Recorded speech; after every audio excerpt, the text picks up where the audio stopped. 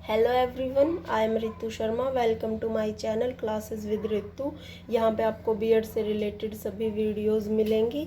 आज का हमारा टॉपिक है ब्लूम्स टैक्सोनॉमी। ब्लूम्स टैक्सोनॉमी ये बीएस ब्लूम्स द्वारा दी गई थी। इसके अंदर क्या दिया गया कि जो ये एक तरह से वर्गीकरण है, लर्निंग का वर्गीकरण, कि अधिगम का वर्गीकरण, कि हम कैसे सीखते हैं, ये सब कुछ इसमें बताया गया है। तो चलिए इसे शुरू करते हैं। Bloom taxonomy is a set of three hierarchical models used to classify educational learning objective into levels of complexity and specificity। इसमें क्या है कि ये जो ब्लूम टैक्सोनॉमी है वो तीन हायरार्किकल्स मॉडल्स यूज करते हैं। हायरार्किकल्स का मीनिंग होता है पदानुक्रमिक, कि इसमें तीन मॉडल हैं जिनका यूज करके हम लर्निंग ऑब्जेक्टिव्स को बहुत ही स्पेसिफिक बनाते हैं। और वो तीन हैं इसमें कॉग्निटिव डोमेन, अफेक्टिव डोमेन और साइकोमोटर डोमेन। इसको हम सेंसर डोमेन भी बोल सकते हैं। तो इसमें सबसे पहले आता है कॉग्निटिव डोमेन। कॉग्निटिव डोमेन क्या होता है? कॉग्निटिव डोमेन, इसको हिंदी में बोलते हैं संज्ञानात्मक पक्ष, यानी कि ज्ञानात्मक उद्देश्य। ये हमारी मेंटल स्किल्स पे या फिर ऐसे थिंकिंग के ऊपर, इसके ऊपर डिपेंड होता है।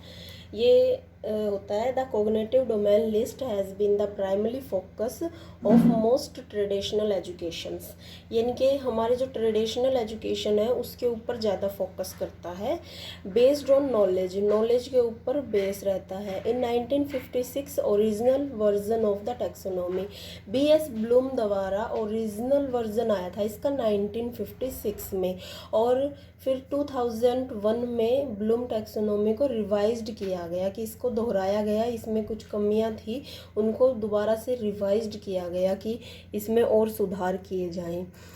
तो इसके कुछ लेवल्स हैं, लेवल्स ऑफ कॉग्निटिव डोमेन, जो इस तरह हैं, जो 1956 में बाय बीएस ब्लूम द्वारा दिया गया था। उसमें सबसे पहले आता है नॉलेज। नॉलेज क्या होता है कि ज्ञान, कि हमें कितना ज्ञान है, रिकॉल करना या रिकॉर्गनाइजेशन करना, यानी कि to ability to recall data और इन्फॉर्मेशन, की डाटा और इन्फॉर्मेशन को रिकॉल करना, कि इतने कितना ज्ञान है हमें।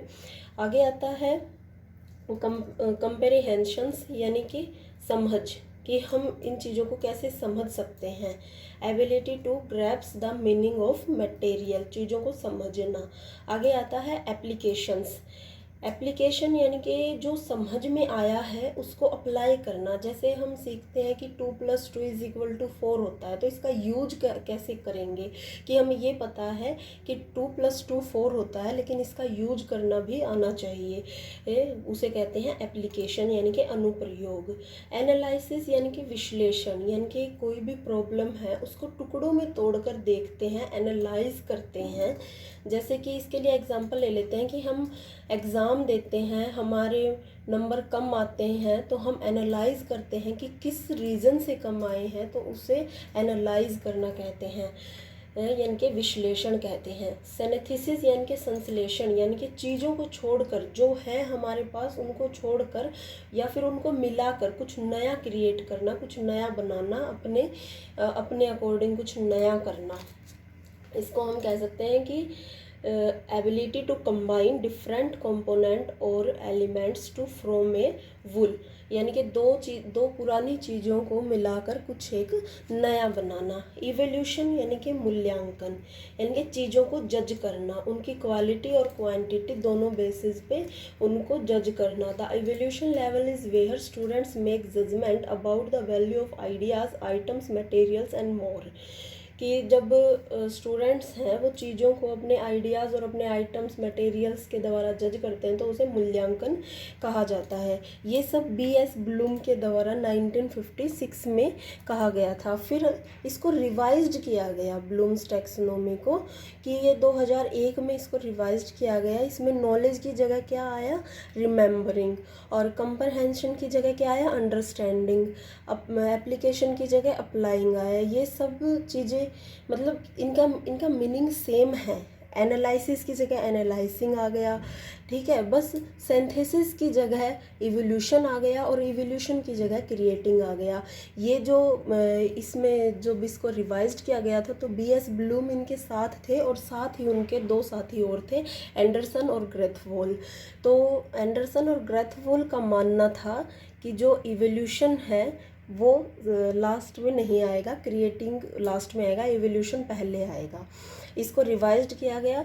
इनके मीनिंग सेम है, बस थोड़ा सा दो लेवल्स हैं वो जो थोड़े से ऊपर नीचे हो गए, बाकी सेम है, इनके मीनिंग भी सेम है। ये बीएस ब्लूम द्वारा ही दिए गए थे। आगे है हमारा अफेक्टिव डोमेन। अफेक्टिव डोमेन क्या होता है कि affective domain is related with our emotions, feelings, values, motivation and attitude. इसको हम भावनात्मक पक्ष भी बोलते हैं या फिर संवेगात्मक पक्ष बोलते हैं कि ये जो डोमेन होते हैं ये हमारे इमोशंस से रिलेटेड होते हैं, फीलिंग्स से रिलेटेड होते हैं, वैल्यूज़ हमारे एटीट्यूड से रिलेटेड होते हैं। There are 5 levels in the affective domain moving through the lowest order process to the highest. जो अफेक्टिव डोमेन है उसके 5 लेवल्स थे, जैसे कॉग्निटिव के 6 लेवल थे, इसके 5 लेवल्स हैं। जो lowest order process to the highest, जो नीचे से ऊपर तक है, ठीक है। इसमें सबसे पहले क्या आता है, इसके लेवल्स ऑफ अफेक्टिव डोमेन में सबसे पहले आता है रिसीविंग, यानी कि इंफॉर्मेशन को रिसीव करना, कि ये लोवेस्ट लेवल होता है। The student passively paying attendance without this level, यानी कि इस लेवल के बिना नो लर्निंग कैन अकर्स, कि हम लर्निंग नहीं कर सकते। Receiving is about the students memory and recognition as well, कि जब तक इंफॉर्मेशन ही नहीं होगी तो हम लर्न क्या करेंगे। नेक्स्ट है रिस्पोंडिंग, कि जो भी है उसके ऊपर क्या रिस्पोंड आया है। The student actively participant in the learning process not only attending to a stimulus, कि जो भी स्टूडेंट्स है उसका रिएक्ट क्या हुआ है उस चीज़ के ऊपर। वैल्यूइंग यानी कि इसका मूल्यांकन करना, यानी कि इसको आंकना, कि एक पर्टिकुलर चीज़ की वैल्यू करना। The student attach a value to the objective और a piece of information. Organization क्या है, ऑर्गेनाइजेशन यानी कि संगठन। The student can put together different value, information and ideas, can them within our scheme, यानी कि जो स्टूडेंट्स है वो रिलेटिंग करते हैं, मतलब एक अलग से ऑर्गेनाइजेशन करते हैं कि जो भी इंफॉर्मेशन मिली है उस पर रिस्पॉन्ड हुआ है उसको इकट्ठा करते हैं। नेक्स्ट है करेक्टराइजेशंस। करेक्टराइजेशंस क्या होता है कि students this level try to abstract knowledge, यानी कि उस चीज़ को करेक्टराइज करते हैं। इसको हम इंटरनलाइजेशंस भी कह सकते हैं, कि हमने जो सीखा है उसको अपने अंदर समाहित करना, उसके बेस पर कुछ करना। और इसके बाद आता है हमारा साइकोमोटर डोमेन। ये इसको हम बोलते हैं गत्यात्मक पक्ष या फिर क्रियात्मक पक्ष, यानी कि ये हमारे एक्शन से जुड़ा होता है कि हम क्या कर रहे हैं। Psychomotor domains refer to use of motor skills and coordinations and physical movement, कि हमारा जो फिजिकल मूवमेंट्स हैं इससे रिलेटेड है। मेजरमेंट ऑफ लर्निंग में be gauged in term of all flowing, की स्पीड कितनी है, एबिलिटी कितनी है, स्ट्रेंथ कितनी है, फ्लेक्सिबल कितना है, ये सब इसके अंदर आते हैं। तो इसके लेवल्स हैं। सबसे पहले आता है इसके रिफ्लेक्स मूवमेंट। रिफ्लेक्स मूवमेंट क्या होता है कि ऑटोमेटिक रिएक्शन, कि सहज क्रियात्मक, कि वो एक्शंस होते हैं जिनके ऊपर हमारा कंट्रोल नहीं होता, ये वो एक्शंस होते हैं। सेकंड है इसमें बेसिक मूवमेंट। बेसिक यानी कि आधारभूत अंक संचालन, कि basic movement that can bleed to more complex set of movement. This would include movements such as walking, running, jumping, pushing. जैसे ये वो बेसिक मूवमेंट होते हैं कि जैसे कि चलना हो गया, दौड़ना होगा, कूदना हो गया, इसके अंदर वो सब मूवमेंट्स आते हैं। Perceptual ability.